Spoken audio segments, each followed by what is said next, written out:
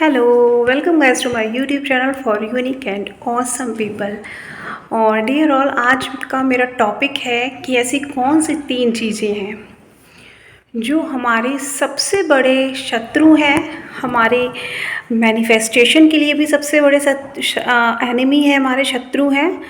और हमारी जो लाइफ है, अगर हम एलोए नहीं फॉलो कर रहे हैं तो लाइफ को में हम प्रोग्रेस नहीं कर पा रहे हैं इन दुश्मनों की वजह से।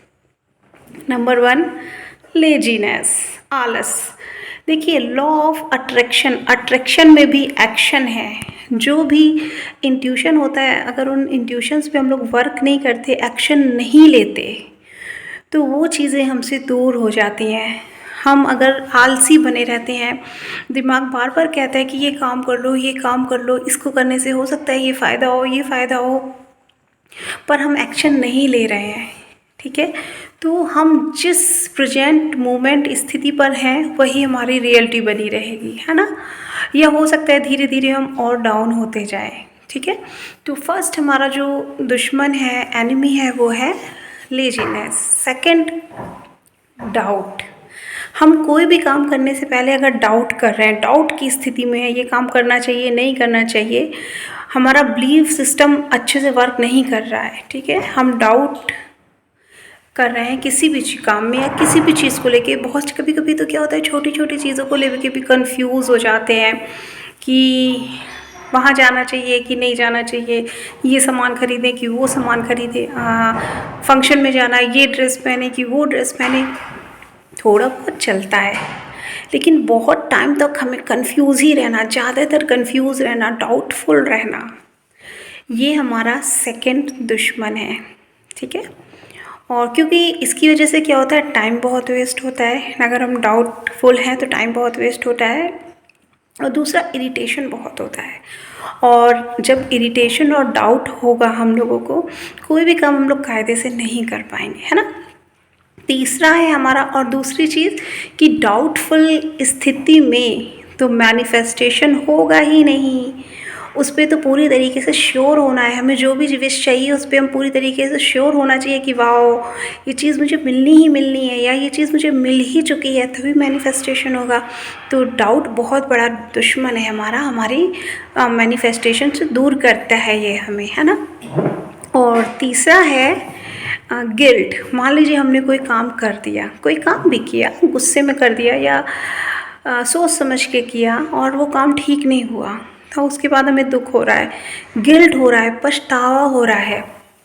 कभी कभी क्या होता है, हम किसी से बात कर रहे होते हैं और अगले ने हमें कुछ कह दिया, और हम उसको मतलब अगले ने हमें कुछ ऐसा कह दिया जो हमें अच्छा नहीं लगा, है ना, और हम उसे रिप्लाई नहीं कर पाए, ठीक से अच्छा वाला रिप्लाई नहीं कर पाए।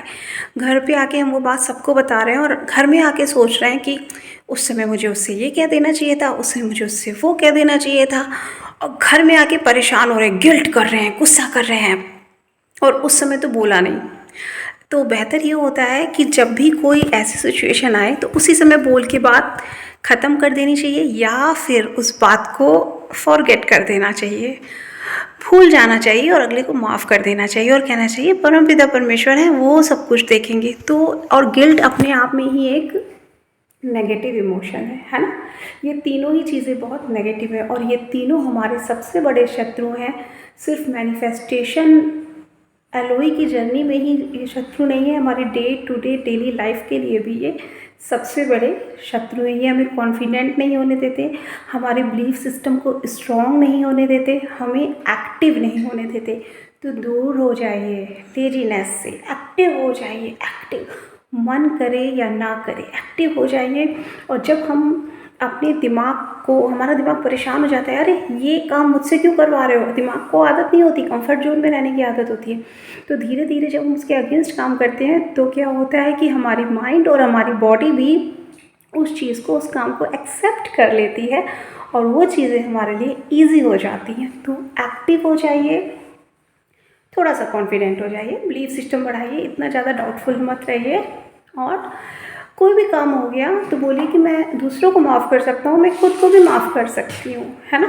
क्यों गिल्ट में रहना, नहीं रहना भाई, हम तो नहीं रहेंगे। तो इसी के साथ वीडियो का एंड करती हूँ। सबका मंगल हो, हम सबका मंगल हो, हम सब लोग बहुत बहुत बहुत खुश रहें और हम सब लोगों को भगवान इतना दे कि हमारे हाथ हमेशा देने के लिए उठे। तो इस जय श्री राम, बालाजी महाराज की जय हो। हर हर महादेव।